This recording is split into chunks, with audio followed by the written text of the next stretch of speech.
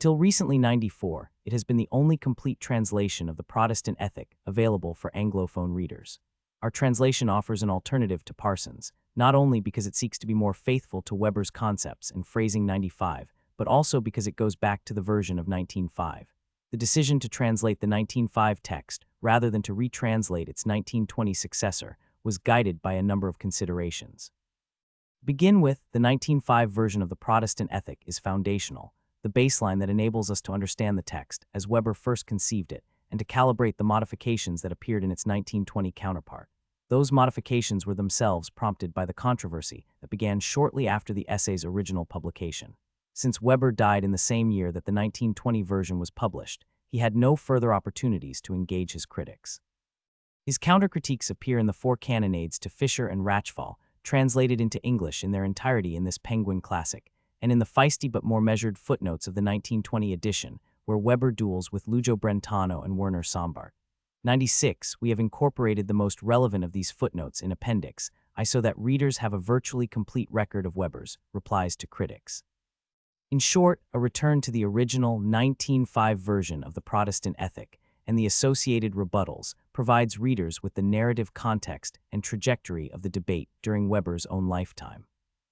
Our claim, let us be clear, is not that the first edition of the Protestant Ethic is somehow better than the second in the way that some commentators believe Goethe's so-called Urfaust, the earliest, 1775, version of Faust Part 197 to be more aesthetically remarkable than its successors of 1790 or 1808. Or Mary Shelley's 1818 version of Frankenstein superior to the much more famous text of 1831.98. It is rather that both the 1905 and 1920 versions of the Protestant Ethic are sui generis, interesting in their own unique ways, and invite somewhat different kinds of consideration. For this reason, the German Gesamtausgabe, the critical edition of Weber's complete works, will publish both versions separately. 99. Second, the early text has distinctive qualities, a more tentative tone than its 1920 counterpart, and a peculiar social scientific orientation that reveal a Weber who is still largely unknown. In the first version of the text, Hartmut Lehmann observes, Weber sounds as if he is presenting an interesting argument. He proceeds as if conducting an experiment. By contrast, in the second version, Weber appears to speak with an authoritative voice. He writes as if he is presenting the final results of a study that allow no objection. 100. When Weber reedited the Protestant Ethic in the summer of 1919, he inserted it into a massive research program that had in good measure already been accomplished.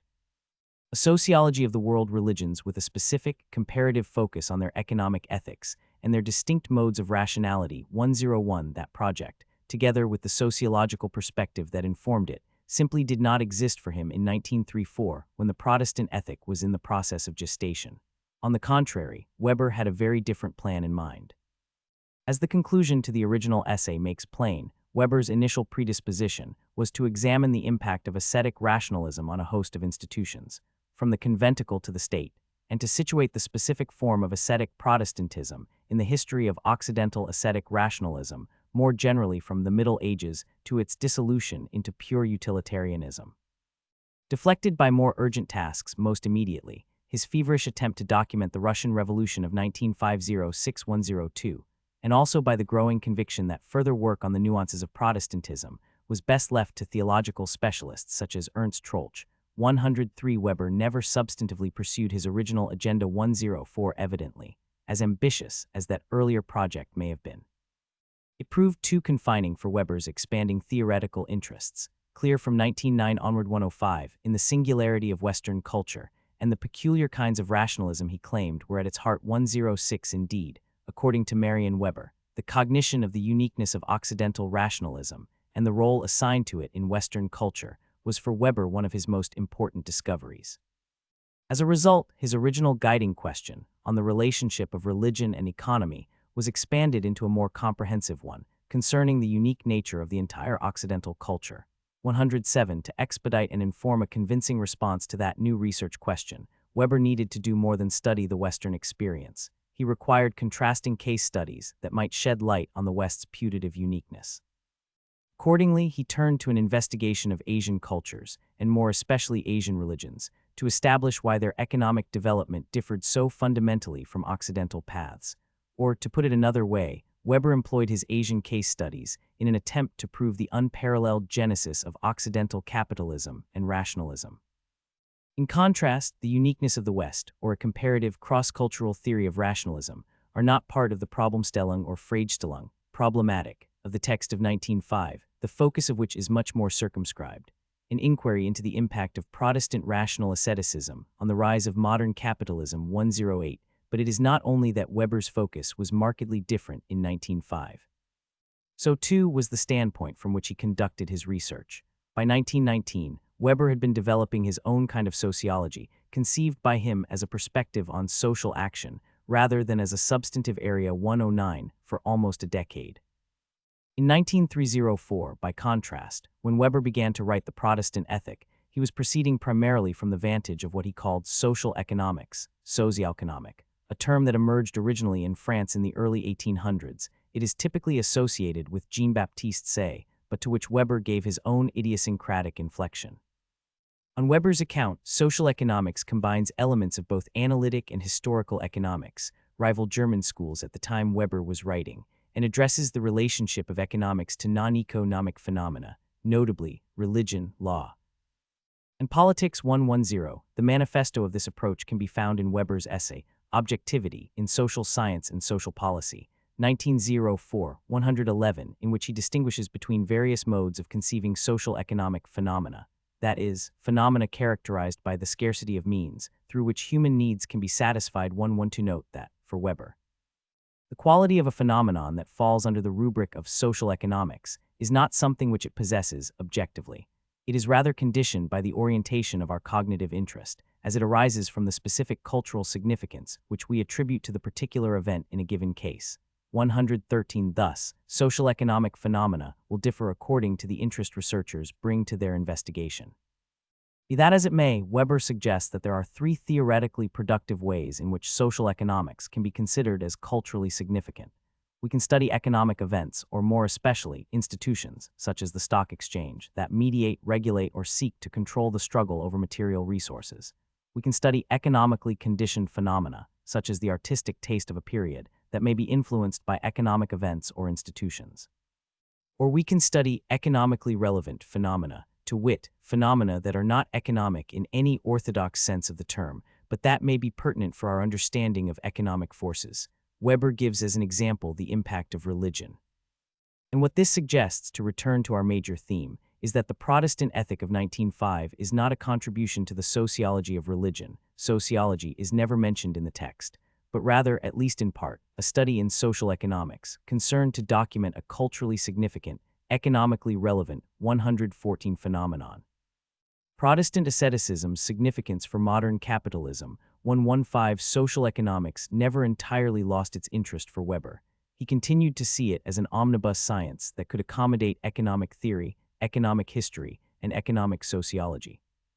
Moreover, what we know as economy and society is but part of the wider multi-volume project that Weber called Grundrisse der Sozialökonomik, on which he worked on and off from 1908 until his death in 1920. However, he never returned to a systematic theoretical analysis of social economics.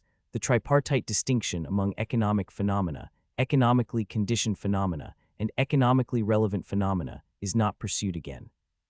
And even the title of the Grundrisse appears to have become largely a flag of convenience, adopted to avoid a lawsuit against the publisher 116 instead. From 1909, Weber was drawn ever more deeply into sociology, and particularly the sociology of religion, law, domination, as well as economics. Of increasing importance to him was the complex relationship between material interests, struggles over physical resources, and ideal interests, conflicts driven by such things as status, nationalism, ethnic prestige, and the desire for salvation. Neither type of interest was reducible to the other, and Weber had a keen eye for situations in which material and ideal interests collided, or when the latter impeded the former. Moreover, by 1919, Weber had at his disposal a sophisticated sociological theory of social action and of rationalization to develop these ideas for which the earlier social economic formulations were plainly insufficient.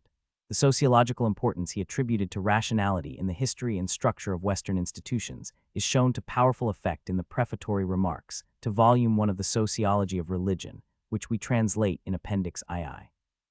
Yet if Weber's intellectual framework had shifted by 1919, what are we to make of his insistence in the 1920 edition of the Protestant Ethic that, if anyone should be sufficiently interested to do so, an unlikely eventuality, they are welcome to compare the two editions of these essays and satisfy themselves that not one single sentence that contains any materially essential statement has been cut, reinterpreted, or moderated. 117. It is certainly true that, some additional illustrations 118 and an expanded bibliographical apparatus notwithstanding, Weber left most of the essay intact and continued to defend its main argument with aggressive intransigence. To that extent, no essential point was changed. Readers of the 1905 version can thus rest assured that they are perusing a substantive essay, not a rough draft of something that only became definitive 15 years later. At the same time, Weber's revised essay does witness a sharpening of language and some conceptual developments that arose precisely from earlier critical encounters, an evolution that is only possible to trace if one knows the text of 1905 and the responses to Fischer and Rachfal. Their names have all but disappeared from the 1920 text, as well as to Sombart and Brentano that it triggered. Since Weber's principal riposts and clarifications to all these authors are included in our translation, we shall restrict our comments to some additions to, and one omission from the 1920 text that are not so obvious. Among the more subtle changes evident in the 1920 revision is a reformulation of language, as Weber attempts to employ a terminology that is more historically persuasive and more rigorously attuned to his argument. Accordingly, as Klaus Lichtblau and Johannes Weib point out, previous references to capitalism, the capitalist spirit, and the capitalist enterprise now witness the insertion of the prefix modern to establish Weber's limited purview. Similarly, Weber replaces the expression Bjargerlich Klassen with Bjargerlich Mittelklassen to signal the estate or status location of the early social carriers of the modern capitalist spirit. 119. He draws a sharper distinction between the Reformed Church and its sectarian offshoots, and seeking decisively to distance himself from all Hegelian-like formulations, prefers to write of the ethic of the calling rather than its idea. Another characteristic of the 1920 revision is a conceptual development, Weber's attempt to specify more clearly the psychological mechanism through which a religious faith is transmuted into actual, quotidian conduct. One of the more striking features of Weber's writings on religion, and this includes the Protestant ethic in both its narrative manifestations, is the importance they accord to psychological forces. Weber not only takes it for granted that human beings have psychological drives, or impulses, with social consequences, he also believes that the need to justify one's standing in life as privileged or dispossessed is among the most basic psychological requirements of the human situation. 121. Chaos, indeterminacy, and uncertainty are existential conditions too promiscuously senseless for most people to entertain willingly. As a result, humans seek reassurance that their fate in life is not arbitrary but meaningful, that salvation and redemption are not distant possibilities beyond their influence, but states of being that can, at least in part, be achieved in the here and now by active intervention or mediation. One must, Weber insisted, constantly put the psychological question. How, through what medium, does the individual become certain of his relationship to the eternal? 122. It is erroneous, Weber says, to imagine that a deep attachment to the sacred is tantamount to immersion in a transcendental realm completely aloof from the world.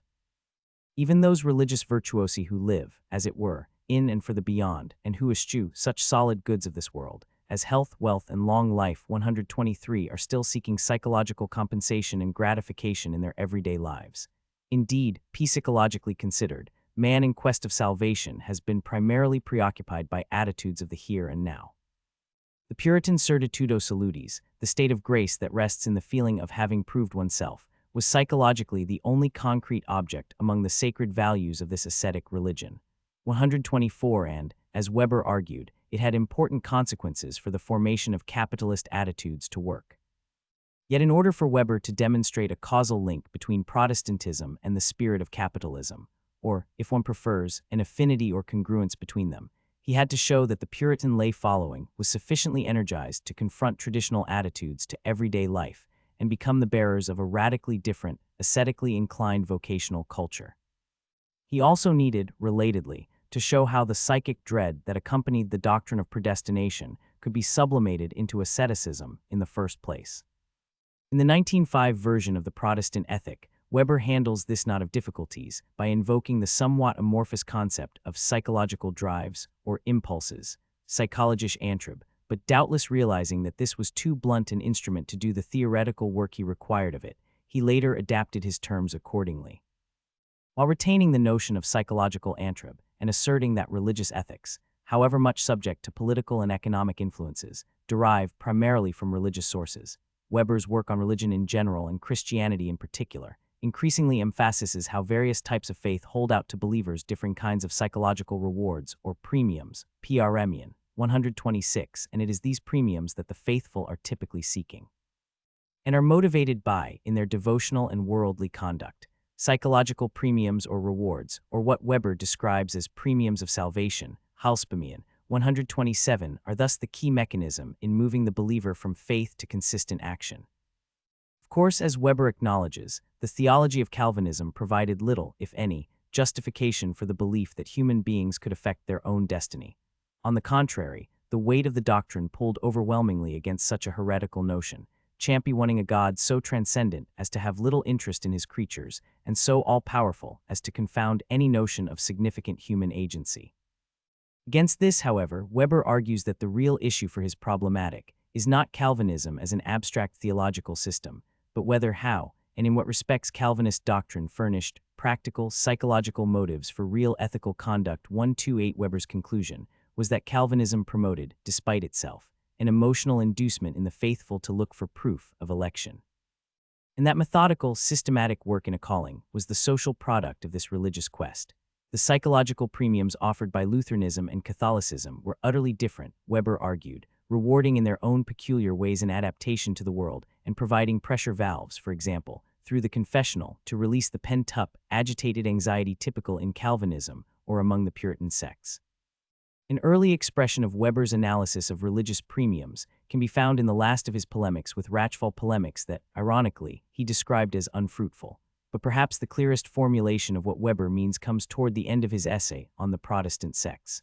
As he puts it, it is not the ethical doctrine of a religion, but that form of ethical conduct upon which premiums are placed that matters. Such premiums operate through the form and the condition of the respective goods of salvation. For Puritanism, that conduct was a certain methodical, rational way of life, which, given certain conditions, paved the way for the spirit of modern capitalism. The premiums were placed upon proving oneself before God in the sense of attaining salvation, which is found in all Puritan denominations, and proving oneself before men in the sense of socially holding one's own within the Puritan sects. Both aspects were mutually supplementary and operated in the same direction. They helped to deliver the spirit of modern capitalism, its specific ethos, the ethos of the modern bourgeois middle classes. 129. The previous discussion has focused principally on additions that Weber made to the 1920 text.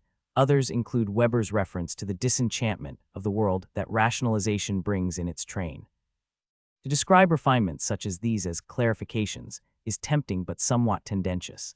It assumes that Weber's position was already thoroughly worked out in his own mind by 1905, and that it was only his critics' incompetence and perversity that prompted the explications we sketched above.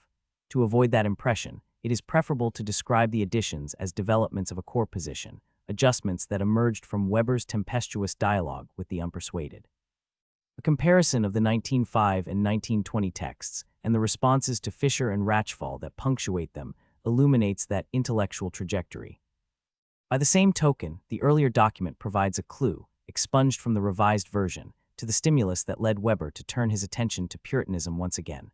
130 Georg Jellink's Erklärung der Menschen und Beharrungsrecht, 1895.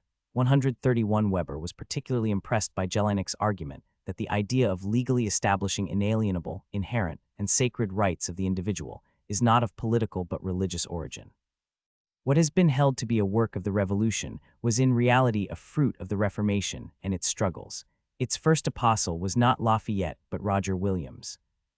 According to Jelinek, the template for the Declaration of the Rights of Man and of the Citizen, promulgated by the French Constituent Assembly of August 26, 1789, was not to be traced to Rousseau's Contrat Social, 1762, 133, but to the various bills of rights that issued from Virginia and elsewhere in the 1770s and early 1780s. In turn, those documents bore the impress of the uncompromising struggles for freedom of conscience that characterized the Northern European Puritan movement, whose seeds had fallen on American shores. For Jelinek as for Weber, the Puritan sects were radical not only in their unconditional affirmation of freedom of conscience, but also in asserting that such freedom applied to everyone irrespective of the denomination to which they belonged. The Quaker and Baptist sects helped establish a universal, as distinct from a local or contingent, concept of right. Such freedom of conscience, Weber remarked in Economy and Society, may be the oldest right of man, as Jelinek has argued convincingly. At any rate, it is the most basic right of man because it comprises all ethically conditioned action and guarantees freedom from compulsion, especially from the power of the state. In this sense, the concept was as unknown to antiquity and the Middle Ages as it was to Rousseau's social contract, with its power of religious compulsion. The other rights of man or civil rights were joined to this basic right, 134, especially the right to pursue one's own economic interests, which includes the inviolability of individual property, the freedom of contract, and vocational choice.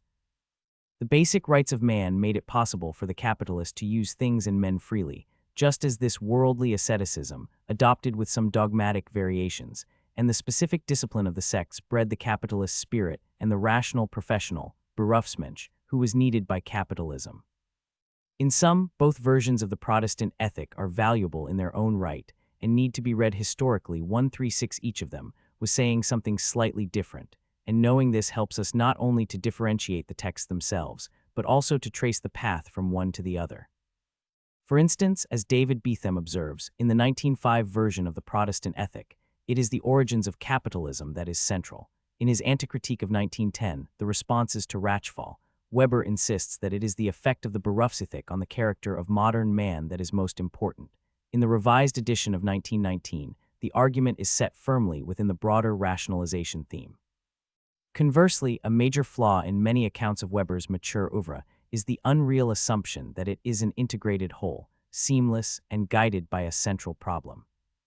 Rationalization, the heteronomy of purposes, the refutation of Marx 138 aside, from the oddity of believing that a thinker of Weber's range and sophistication was preoccupied by one overriding question, or located within one problematic, it is psychologically bizarre to imagine that he did not have changes of heart and of direction. Continuities in Weber's thinking are evident and undeniable, but just as important are the departures and innovations. The Protestant Ethic of 1905 and the replies to critics that followed its publication help us to retrieve the Weber of history rather than of myth, the Weber whose ideas evolved through dialogue and argument rather than as the emanation of some primordial master plan.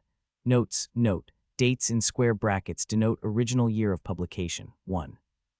The two-part essay appeared as Die Protestantische Ethik und der Geist des Kapitalismus in the Archive fr Sozialwissenschaft und Sozialpolitik, 2019-5, pp. 154 and 2119-5, pp. 1110. Early copies of Part 1 were distributed by the publisher Seebeck in late 1904. This explains why some accounts of the full essay refer to 19405 as its date of publication. For the sake of simplicity, we follow the precedent of the Archive, Volume 20, whose title page gives the date of 1905.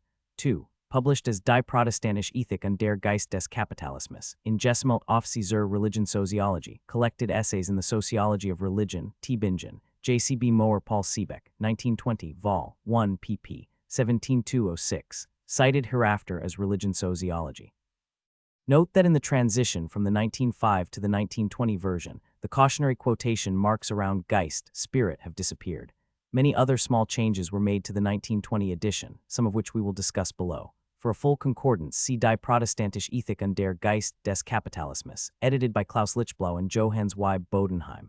Athenum Hain Hanstein, 1993, pp. 158-02. Cited hereafter as Lichtblau and Weib. 3. C. Randall Collins, The Sociology of Philosophies, A Global Theory of Intellectual Change, Cambridge, The Belknap Press of Harvard University Press, 1998, p. 32. 4. In the first of his responses to Felix Rachfal, Weber says that he lectured on the topic 12 years ago. See this volume, p. 247. This is worth emphasizing since it is common in the secondary literature to assume that the Protestant ethic was conceived as a response to Werner Sombart's Der moderne Kapitalismus, 2 vols. Leipzig, Dunker and Humblatt, 1902. For an early claim that the most radical political innovators have been profoundly influenced by the Calvinist theory of predestination, see Max Weber, Roscher's Historical Method, in Roscher and Nyes, The Logical Problems of Historical Economics, New York, Free Press, 1975-1903, translated by Guy Oakes, p. 223, note 54. For a useful collection of articles debating the relationship between Calvinism and democracy, see Robert M. Kingdom and Robert D. Linder, eds. Calvin and Calvinism, Sources of Democracy, Lexington, Mass., D.C. Heath & Co., 1970, especially the contributions of Emil Daumerg, Weber's contemporary, and a sharp critic of Troeltsch and Hans Baron. 5. Marion Weber, Max Weber, A Biography, New Brunswick, N.J., Transaction Books, 1988-1975, translated and edited by Harry Zone with a new introduction by Gunther Roth, pp. 325-26, cited hereafter as biography. For the German edition, see Marion Weber, Max Weber, Ein Lebensbild, Heidelberg, Lambert Schneider, 1950-1926, p. 371. Cited hereafter as Lebensbild. 6. Marion Weber, Biography, p. 335-7. Weber's contention is elaborated on in Note 146 of the Protestant Ethic. The relevant section was expunged from the 1920 version of the essay and replaced by a passage on toleration that echoes Weber's two critiques of Felix Rachfal. The contribution of Puritanism to the freedom of women is explored in Note 238. 8. Letter to Adolf von Harnack, February 5, 1906, in brief 1906-1908, Max Weber Gesamtausgabe II5 T. Bingen, J.C.B. Mohr Paul Siebeck, 1990, pp. 32-33. The sentiment is echoed in Note 28 of Weber's first rebuttal of Felix Rachfal, p. 273-76 below. See also Roth's comment that the hatred Weber felt for his Lutheran heritage and the German authoritarian realities was so great that he modeled his notion of ethical personality and innerworldly asceticism to a considerable extent after an idealized image of English history, especially of Puritanism. Weber the Would-Be Englishman, Anglophilia and Family History, in Hartmut Lehmann and Gunther Roth eds. Weber's Protestant Ethic. Origins, Evidence, Context, Cambridge, Cambridge University Press, 1995-1987, pp. 83-121, p. 83, compare pp. 84-97, 9. For Weber's analysis of Bismarck's Caesarism, see Peter Beher, Caesar and the Fading of the Roman World, A Study in Republicanism and Caesarism, New Brunswick, N.J., Transaction 1998, pp. 165-21, 10. The two outstanding studies of Weber's political views and ideas are Wolfgang J. Mommsen's Max Weber and German Politics, 18,901,920, Chicago, University of Chicago Press, 1984-1959, translated by Michael S. Steinberg, and David Beetham, Max Weber and the Theory of Modern Politics, Cambridge, Polity Press, 1985-1974, 11. The term was coined in 1872 by the scientist and left-liberal parliamentarian Rudolf Virchow. Bismarck's real target was the Catholic Center Party, whose confessional orientation seemed to stand for allegiance to an authority the curia other than the national state. More generally, antipapal feeling was strong among the middle classes and the German liberal parties. See Gordon A. Craig, Germany, 18,661,945, Oxford, Oxford University Press, 1981-1978, pp. 69-78. The quote comes from p. 71. On the importance of the Kulturkampf for understanding Weber's Protestant ethic thesis, and on Weber's anti-Catholic bias, see George Becker, Educational Preference of German Protestants and Catholics, The Politics Behind Educational Specialization, Review of Religious Research 41-3, 20, pp. 311-27 at pp. 315-22, 12. Friedrich Wilhelm Graf, The German Theological Sources in Protestant Church Politics, in Lehmann and Roth, pp. 2749 at p. 45. In this respect, as Graf points out, Weber echoed the views of Albrecht Ritschl, the G.T. Tingen-based Protestant theologian whose ideas are in other respects frequently attacked in the Protestant Ethic. 13. Thomas Nipperty, Max Weber, Protestantism and the Context of the Debate around 1900, in Lehmann and Roth, pp. 7381 at p. 74, 14. The tendentious statistical analysis on which Weber based his argument, Martin Offenbacher's Confession und Sozialskittung, Ein Studie über die wirtschaftliche Lage der Katholiken und Protestanten in Baden, Tübingen and Leipzig. J.C.B. Mohr Paul Siebeck, 1900, the extrapolations he drew from it, and the curiously limited sample on which the whole edifice is based, data on the relationship between religion and schooling in Baden, are subject to a damning critique by Richard F. Hamilton in The Social Misconstruction of Reality, Validity and Verification in the Scholarly Community, New Haven and London, Yale University Press, 1996, pp. 3350. In turn, Hamilton refers to, but also corrects, Kurt Samuelson's statistical dissection of Offenbacher in Religion and Economic Action, London, William Heinemann, 1961-1957, translated by E. Jeffrey French, edited and with an introduction by D. C. Coleman, pp. 138-46. Samuelson assumed that a typographical or arithmetical error put the proportion of Protestants in the real gymnasium at 69%. Weber actually italicizes the figure for emphasis, when it should have been 59%, Samuelson, p. 140. However, even this lower figure is incorrect. Reassessing the raw Baden data on which Offenbacher drew, George Becker has recalculated the figure of real gymnasium students, that is, those attending a kind of school that was more modern and practically oriented than the humanistically inclined gymnasium, at 52%. It is important to note that for both Protestants and Catholics, the gymnasium was typically the school of first choice because of its prestige and the career privileges it afforded. Conversely, graduates of the more modern schools were legally excluded until the end of the century from the faculties of law, theology, and medicine, and had only limited access to the faculty of arts and sciences. George Becker, Replication and Reanalysis of Offenbacher's School Enrollment Study. Implications for the Weber and Merton Thesis, Journal for the Scientific Study of Religion 36, for 1997 pp. 483-96 at 488-89.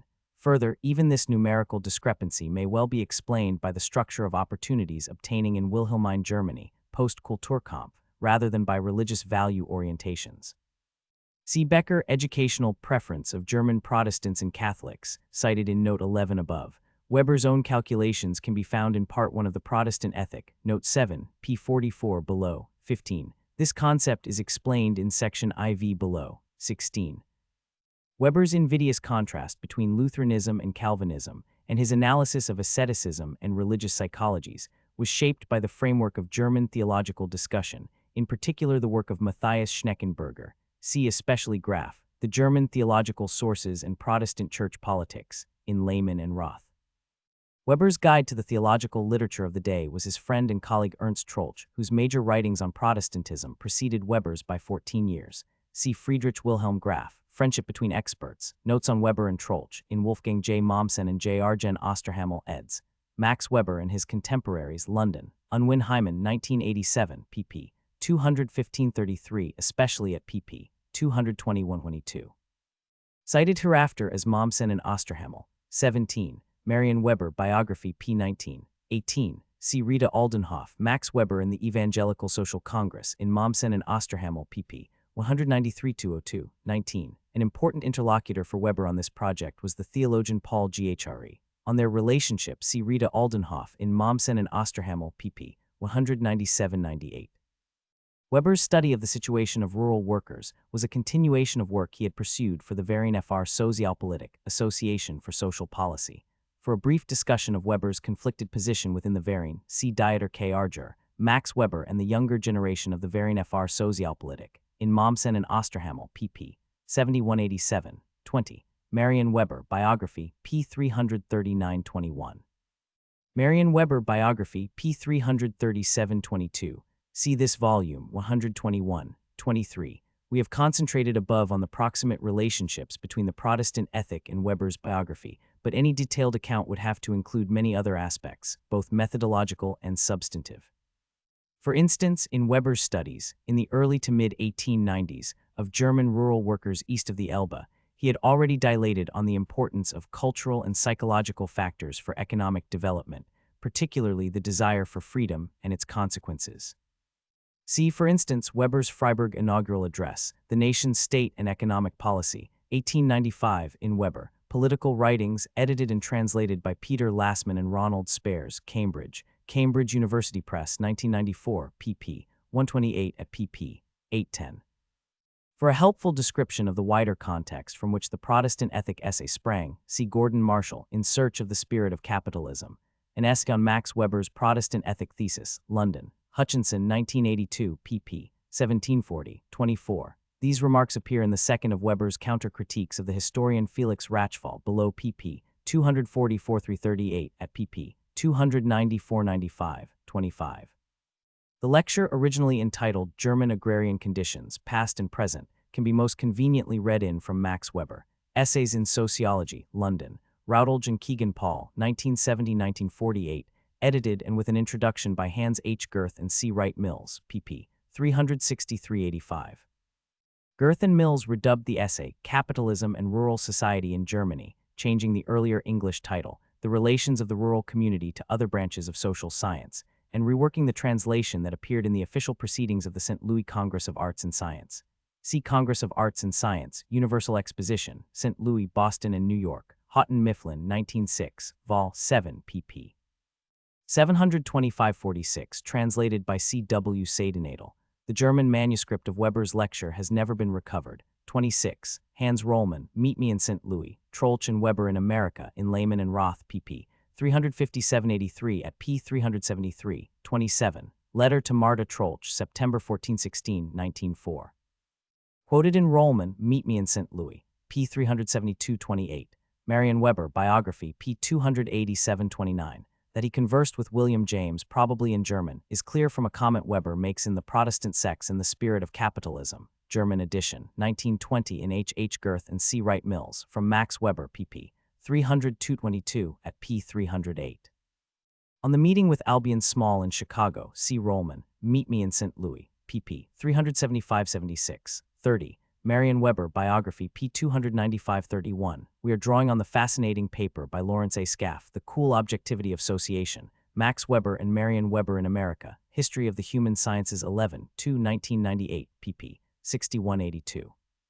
Scaff's article not only examines the Weber-Du Bois correspondence. Du Bois, a student of Humboldt University between 1892 and 1894, had attended Weber's lectures, probably on commercial law, p. 71, but also contains much of interest on Marion Weber's communications with such women activists, reformers, and educators as Jane Addams, Lillian Wald, Florence Kelley, M. Carey Thomas, Yame Kin, Helen Francis Garrison Villard, Caroline Beer Seligman, Ethel Pufferhouse, and Margaret Washington, p. 74. Because Marion was writing her husband's biography, she underplayed her own activities in America. Du Bois's article appeared as Die Nedrefrage in den Vereinigten Staaten, Archive fr Sozialwissenschaft und Sozialpolitik 22, January 1906, pp. 3179. It is reprinted in Herbert Aptheker, Writings of W. E. B. Du Bois in periodicals edited by others, New York, Krauss-Thompson Organization, 1982, Vol. 1, pp. 277-31-32. Letter to Du Bois, November 17, 1904, quoted in Scaff, The Cool Objectivity of Association, p. 72, 33. Die protestantischen Sekten und der Geist des Kapitalismus, in Gesellschaft zur Religionssoziologie, Collected Essays in the Sociology of Religion, T. Bingen, J.C.B. Moore, Paul Siebeck, 1920, Vol. 1, pp. 207-36, translated by H. H. Girth and C. Wright Mills as The Protestant Sects and the Spirit of Capitalism, in from Max Weber, pp. 300-222, 34. Weber reminds Felix Rachfal that ideal types are roughly of two kinds.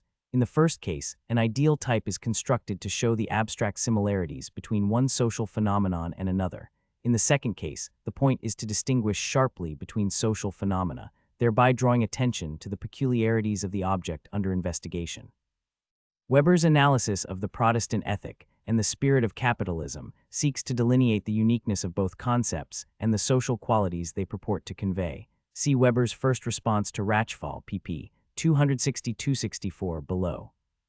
The locus classicus of Weber's discussion of ideal types is objectivity in social science and social policy, in Max Weber, The Methodology of the Social Sciences, translated and edited by Edward A. Shills and Henry A. Finch, New York, Free Press, 1949, pp. 49-112, Die Objektivität Sozialwissenschaftlicher und Sozialpolitischer Erkenntnis, Archive fr Sozialwissenschaft und Sozialpolitik 19, 1904, pp. 2287-35. Toward the end of the first part of the Protestant Ethic, Weber had said, "We have no intention of defending any such foolishly doctrinaire thesis as that the capitalist spirit, as always in the provisional sense of the word in which we are using it, let alone capitalism itself, could only arise as a product of certain influences of the Reformation. The very fact that certain important forms of capitalist business are considerably older than the Reformation would invalidate such a thesis. We intend, rather, to establish whether and to what extent religious influences have in fact been partially responsible for the qualitative shaping and the quantitative expansion of that spirit across the world, and what concrete aspects of capitalist culture originate from them. P. 36 below. 36. This volume 77-78, emphases omitted. 37. Gianfranco Paggi, Calvinism and the Capitalist Spirit, Max Weber's Protestant Ethic, London, Macmillan 1983, p. 69, 38. The Spirit of Capitalism, Weber affirms in the second of his critiques of Rachfal, comprises the objectivity Sachlichkeit that is cool and lacking in humanity Menschlichkeitsfremd, the calculation, the rational consistency, the serious approach to work with no trace of any naive attitude to life, and the specialist narrowness that have always provoked emotional antichrematist sentiments when viewed from the artistic, the ethical, and particularly the purely human angle. pp. 294 below. 39. Lawrence Scaff documents the series of visitations to sectarian services, Methodist, Baptist, Black Baptist, Presbyterian, Quaker, Christian Scientist, and the Ethical Culture Society that took place during the last month of the Weber's travels. See The Cool Objectivity of Association, p. 66, 40. This suggestive expression is actually used in Part 2 of the Protestant Ethic, composed shortly after Weber returned from his American trip.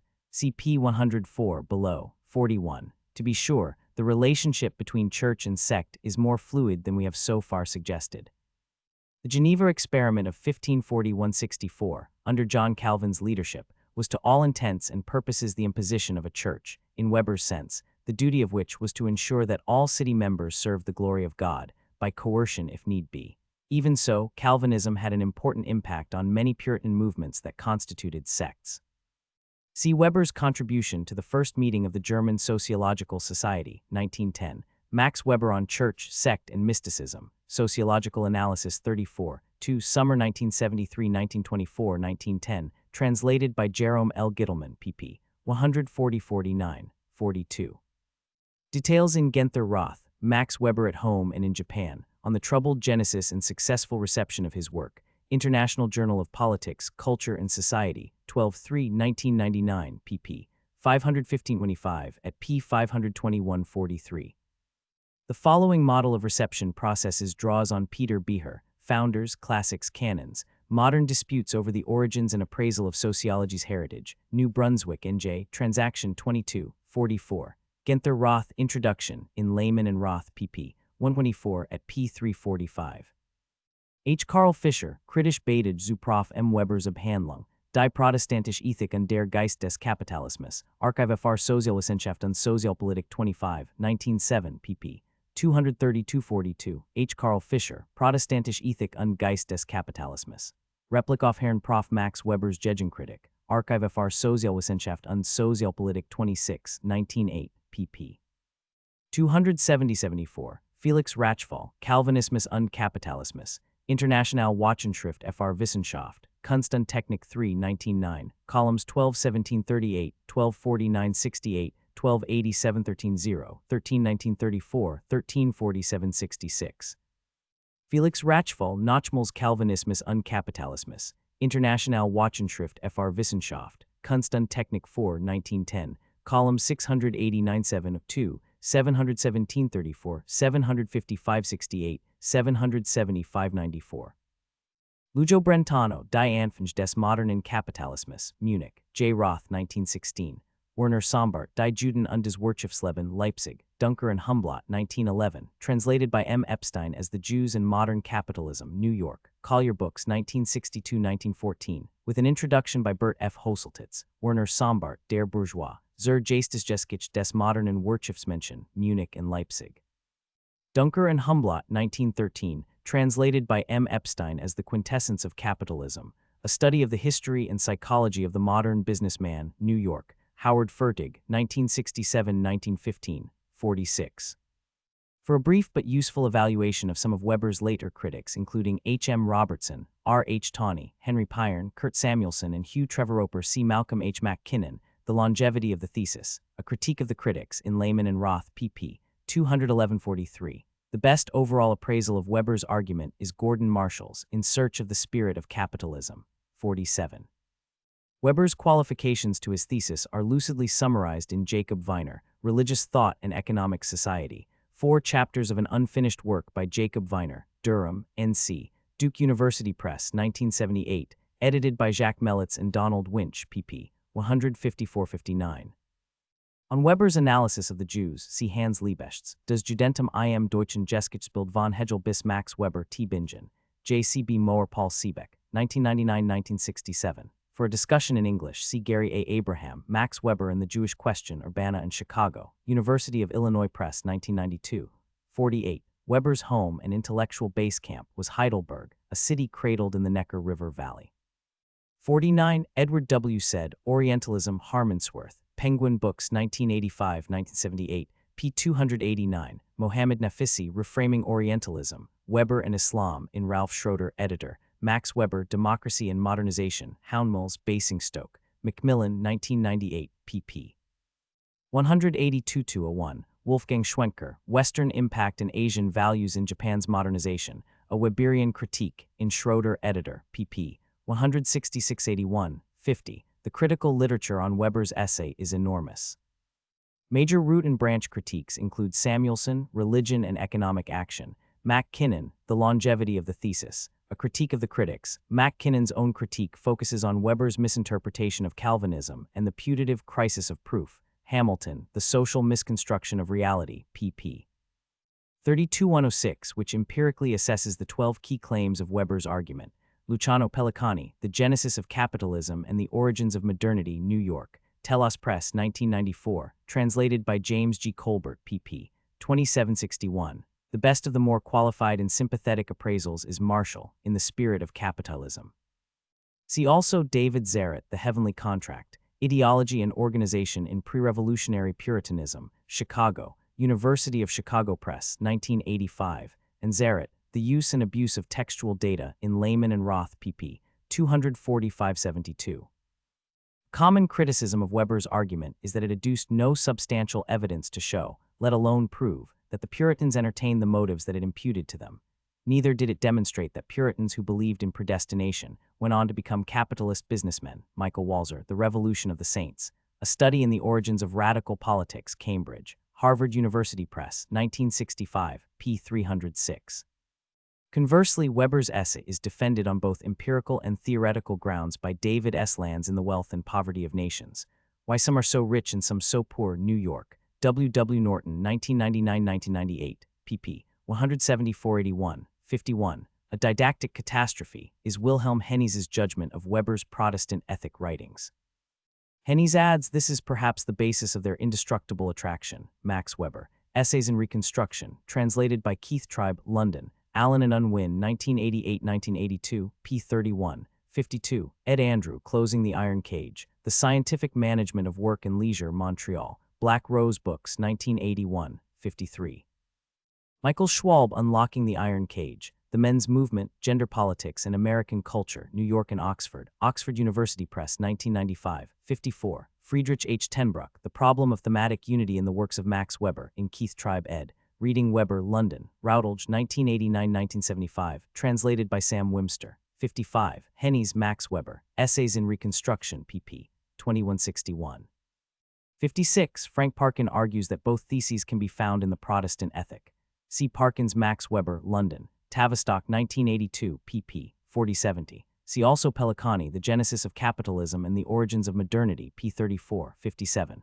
Thus Weber demonstrates only that Calvinism was an accelerator of capitalist development, not its generator. Pellicani, The Genesis of Capitalism and the Origins of Modernity, p. 32.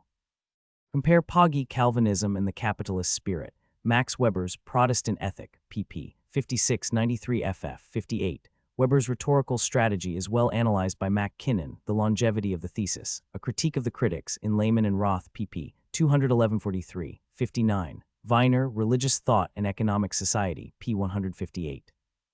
For a more sympathetic treatment of the ideal types, Troeltsch's use of them rather than Weber's, see A. G. Dickens, The German Nation and Martin Luther, Glasgow, Fontana, 1976-1974, pp. 209-10, 60. Respectively, James S. Coleman, Foundations of Social Theory, Cambridge, The Belknap Press of Harvard University Press, 1990, pp.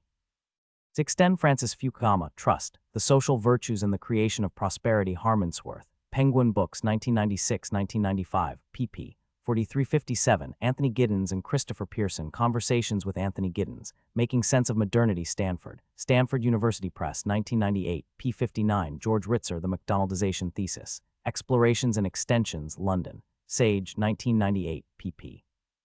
477-78, 164, and David S. Lands, The Wealth and Poverty of Nations, New York, W. W. Norton, 1999-1998, pp. 174-79-61. Aspects of the British reception are examined in Gordon Marshall, In Search of the Spirit of Capitalism, an essay on Max Weber's Protestant Ethic Thesis, London, Hutchinson, 1982, and Larry Ray, The Protestant Ethic Debate, in R. J. Anderson, J. A. Hughes, and W. W. Sherrick eds, Classic Disputes in Sociology, pp. 97-125. On the Japanese reception, see Hayashi Makoto and Yamanaka Hiroshi, The Adaptation of Max Weber's Theories of Religion in Japan, Japanese Journal of Religious Studies, 1993, 22-3 pp. 207-28, and Wolfgang Schwenker, Max Weber in Japan, Einen Untersuchung zur Wirkungsgeschichte, 1995-1995, T. Bingen, Mohr Siebeck, 1998, 62. For a sketch, see Hans H. Girth, The Reception of Max Weber's Work in American Sociology, originally published in Japanese in 1963, in Joseph Bensman, Arthur J. Vittich, and Nabucco Girth, eds, Politics, Character, and Culture, Perspectives from Hans Girth, Westport Con, Greenwood Press, 1982, pp. 208-17, 63. On their relationship, see Richard Swedberg, Economics and Sociology, Princeton, Princeton University Press, 1990, pp. 1415, 64. Weber's General Economic History, New York, Collier Books, 1961, translated by Frank H. Knight and first published in 1927, concludes with an overview of the place of Protestantism in the formation of the capitalist spirit. The book is based on lectures that Weber delivered to students in Munich in 1919-20. Talcott Parsons' translation of The Protestant Ethic and the Spirit of Capitalism appeared in 1930. Both authors published articles on Weber at around the same time and communicated with each other about their Weber translations.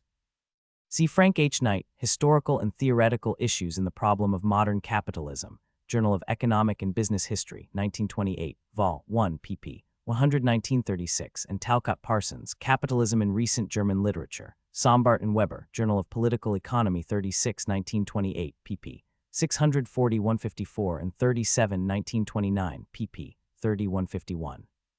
65. Max Weber, The Protestant Ethic in the Spirit of Capitalism, London, Unwin University Books, 1930, translated by Talcott Parsons, with a foreword by R. H. Tawney. 66. A new translation by Stephen Kalberg of the 1920 version is now available from Roxbury Press, Los Angeles, 21.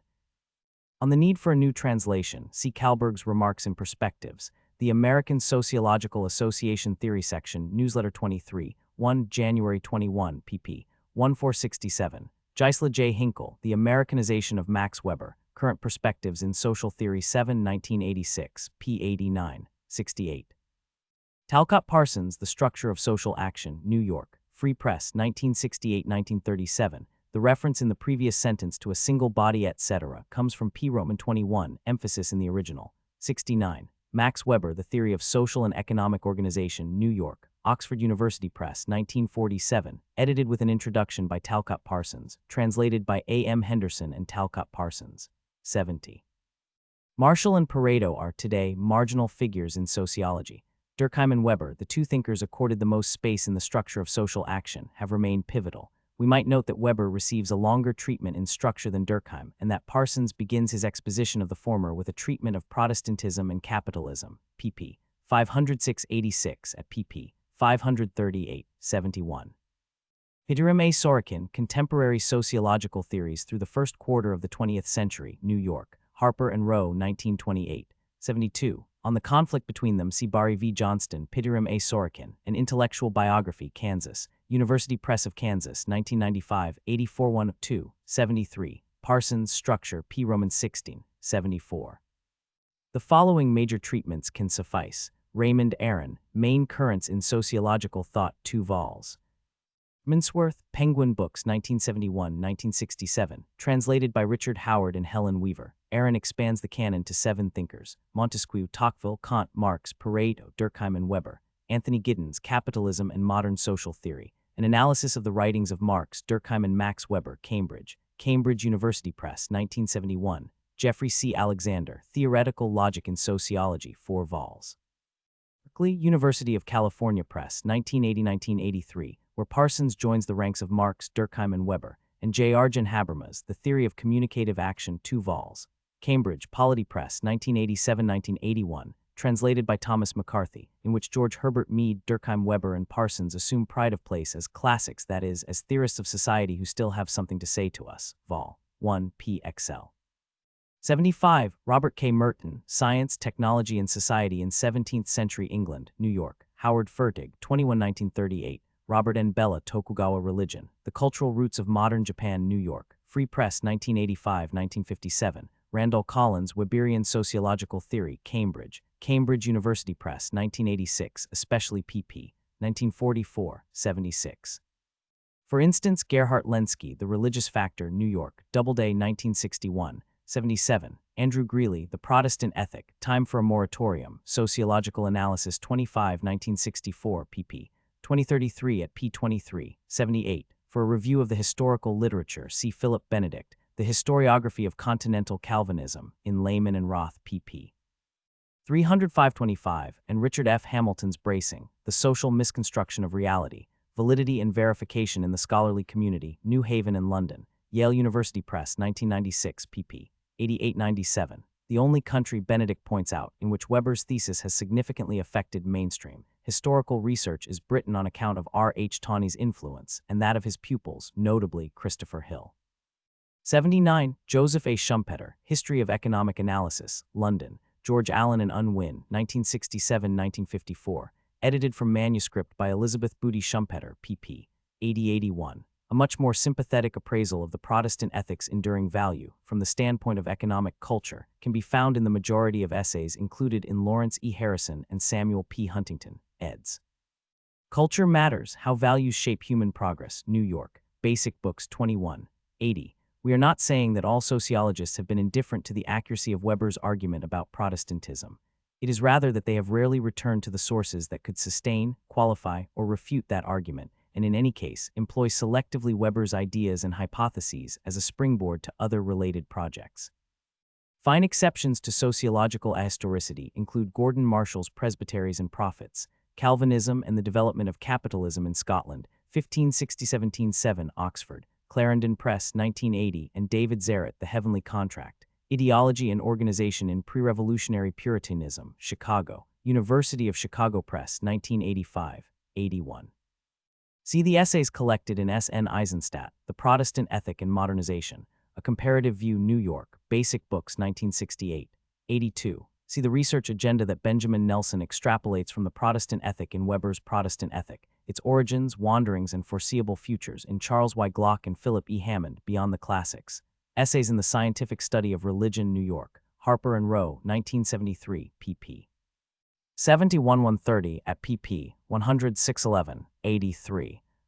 Major landmarks, aside from texts already mentioned, were The Methodology of the Social Sciences, Glencoe, Ill, The Free Press, 1949, translated and edited by Edward A. Shills and Henry A. Finch, Max Weber on Law and Economy and Society, Cambridge, Harvard University Press, 1954, edited and annotated by Max Reinstein, translated by Edward Shills and Max Reinstein, The Religion of China, Confucianism and Taoism, Glencoe, Ill. The Free Press, 1951, translated and edited by Hans H. Girth, Ancient Judaism, Glencoe, Ill. The Free Press, 1952, translated and edited by Hans H. Girth and Don Martindale, The Religion of India, The Sociology of Hinduism and Buddhism, Glencoe, Ill. The Free Press, 1958, translated and edited by Hans H. Girth and Don Martindale, Economy and Society, An Outline of Interpretive Sociology, New York. The Bedminster Press, 1968, edited with some new translations and revisions of older ones by Genther Roth and Klaus Wittich, Max Weber on Universities, Chicago, University of Chicago Press, 1976-1973, translated, edited, and with an introductory note by Edward Shills, Roscher and Nyes, The Logical Problems of Historical Economics, New York. The Free Press, 1975, translated with an introduction by Guy Oakes. The Agrarian Sociology of Ancient Civilizations, London, New Left Books, 1976, translated by R. I. Frank, Critique of Stamler, New York. The Free Press, 1977, translated with an introductory essay by Guy Oakes. Merriam-Webster's Max Weber, a biography translated by Harry Zone, became available in 1975.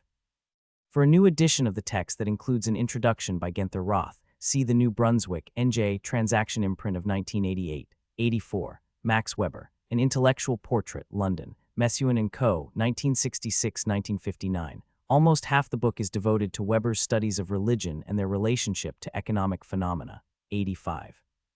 C. Wright Mills, The Sociological Imagination, New York, Oxford University Press, 1959, p. 586. It is richly documented in Guy Oakes and Arthur J. Vittich, Collaboration, Reputation, and Ethics in American Academic Life, Hans H. Girth and C. Wright Mills, Urbana and Chicago, University of Illinois Press, 1999, 87. Albert Salomon, Max Weber's Methodology, Social Research 13, 1934, pp. 147-68. Max Weber's Sociology, Social Research 2, 1, 1935, pp. 60-73. Max Weber's Political Ideas, Social Research 2, 3, 1935, pp. 368-84. The second of these articles is framed by a discussion of Weber's Sociology of Religion, 88. Hannah Arendt, The Human Condition, Chicago, University of Chicago Press, 1958, p. 254. In common with her husband, Heinrich Bielcher, Arendt deplored Weber's ideal-type methodology, particularly as adumbrated by Salomon. See Within Four Walls, the correspondence between Hannah Arendt and Heinrich Bielcher, 19361968, New York, Harcourt 20, pp. 62-64, 69-89. France L. Newman, The Intelligentsia in Exile, 1953, in Paul Knerton, Critical Sociology, Selected Readings, New York, Penguin Books, 1976, pp. 423-41 at p. 438, 90. Among many engagements, see Leo Strauss, The Social Science of Max Weber, Measure, A Critical Journal 2, 1951, pp. 200-430, and Natural Right and History, Chicago, University of Chicago Press, 1953, especially Chapter 2. We should note that while Strauss opposed Weber's theoretical legacy, he had no hesitation in calling him the greatest social scientist of our century, p. 36. 91. Alan Bloom, The Closing of the American Mind, New York, Simon & Schuster, 1987, pp. 208-09.